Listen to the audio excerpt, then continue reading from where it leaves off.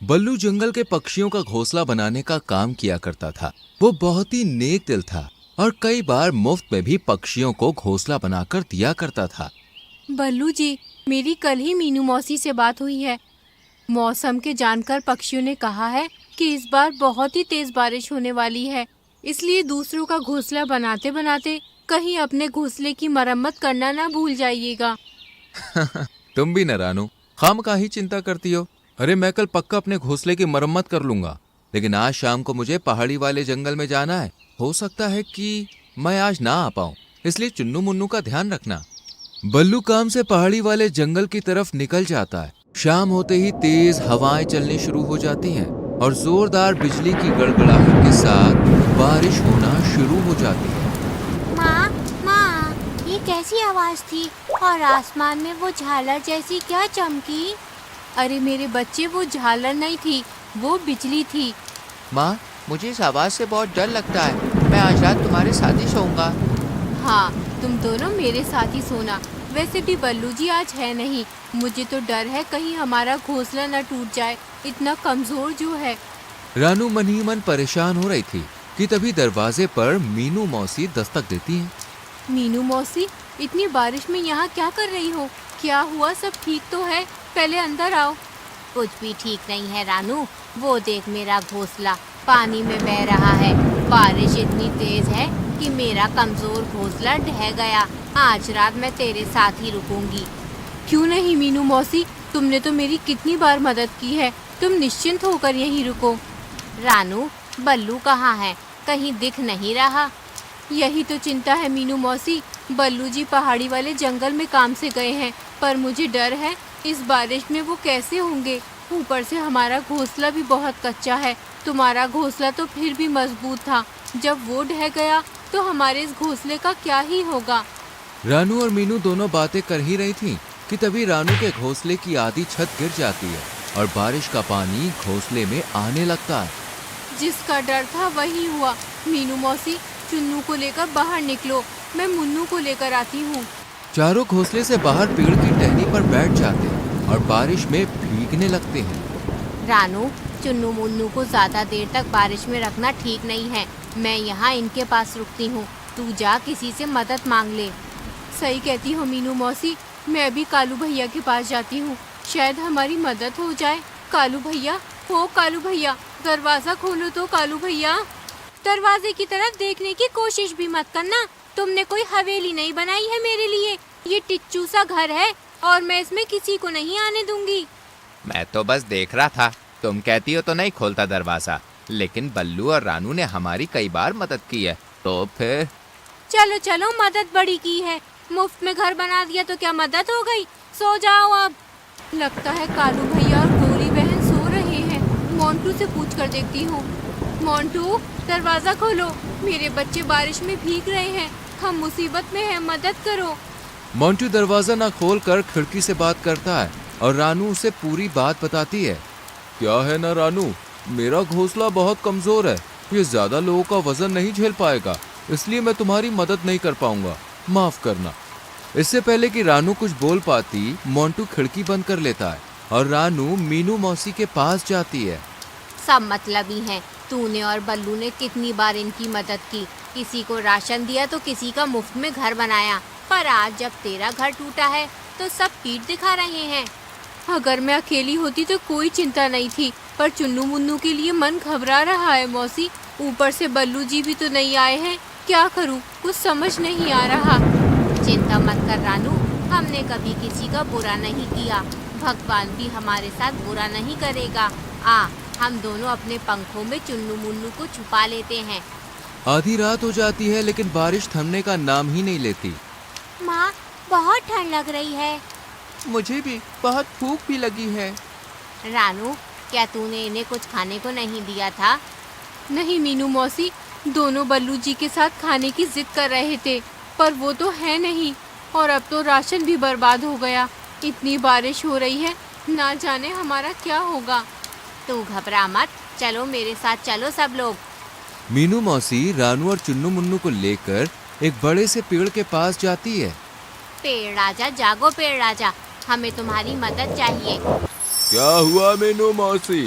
तुम और रानू चिड़िया, तुम सब इतनी बारिश में यहाँ क्या कर रहे हो? पेड़ आजा, रानू और मैं बड़ी मुसीबत में हैं। देखो ना, रानू का घर ढह गया और मेरा भी, और कोई भी हमारी मदद करने को तैयार नहीं है।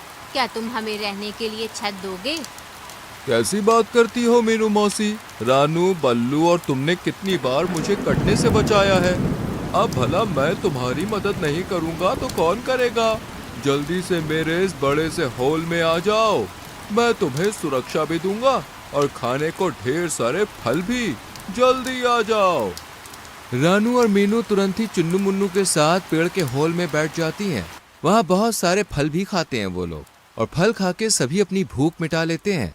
देखते ही देखते पूरी रात गुजर जाती है। मीनू मौसी, सुबह हो गई है, बारिश भी रुक गई है। मैं जाती हूँ पहाड़ी वाले जंगल में बल्लू जी को देखने। तुम चुन्नू मुन्नू का ध्यान रखना, मैं जल्दी आ जाऊंगी। हाँ हाँ, मैं इनका ध्यान रखूंगी। माँ, मुझे भी तुम्हारे साथ चलना है। हाँ मुझे भी, मैं भी अब उड़ सकता हूँ, हमें भी अपने साथ ले चलो ना।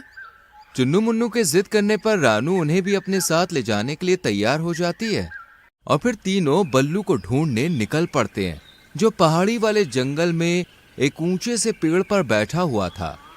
बल्लू जी, मैं तो घबरा ही गई थी, आप आए ही नहीं।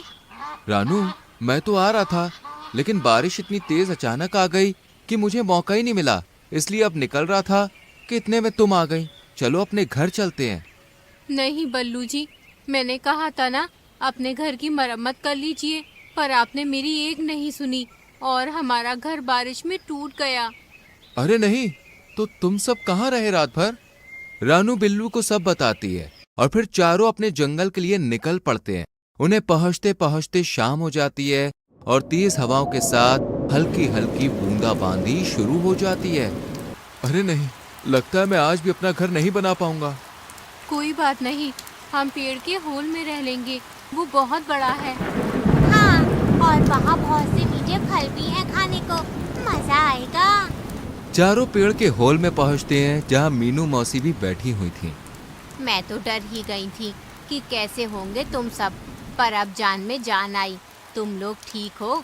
चलो ये फल खा लो, पेड़ ने दिए हैं, बहुत स्वादिष्ट है। देखते ही देखते बारिश शुरू हो जाती है। रानू और बाकी सब सो जाते हैं, पर तभी किसी के चिल्लाने की आवाज आती है। बचाओ, कोई तो बचाओ, मेरा राशन, मेरा घर, कोई तो मदद करो रे। अरे भगवान, गौरी गौरी, मेरा हाथ पकड़ो। मीनू मौसी, ये आवाज कैसी? लगता है जैसे गोरी और कालू की है, शायद कुछ हुआ है। चलो चलकर देखते हैं। हाय भैया, कोई बचा लो रे, बचा लो। अरे नहीं, गोरी तो डूब रही है। मैं अभी उसे बचा कर लाती हूँ। रानू तुरंत ही नीचे की तरफ जाती है और गौरी को बचा लेती है, पर जंगल का माहौल देखकर वो हैरान रह जाती है। चारों तरफ पानी ही पानी था।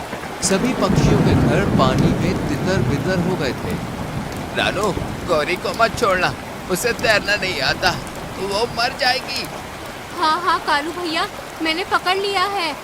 कोई मेरी मदद करो, मैं अपने ही घर में फंस गया हूँ, कोई मदद करो। रानू गौरी को लेकर पेड़ के पास पहुँचती है। इतने में उसे मोंटू की आवाज सुनाई देती है। मीनू मौसी, ये मोंटू की आवाज कहाँ से आ रही है?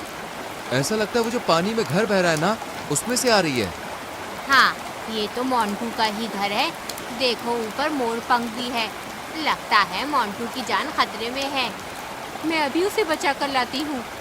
मैं भी आती हूँ। और मैं भी।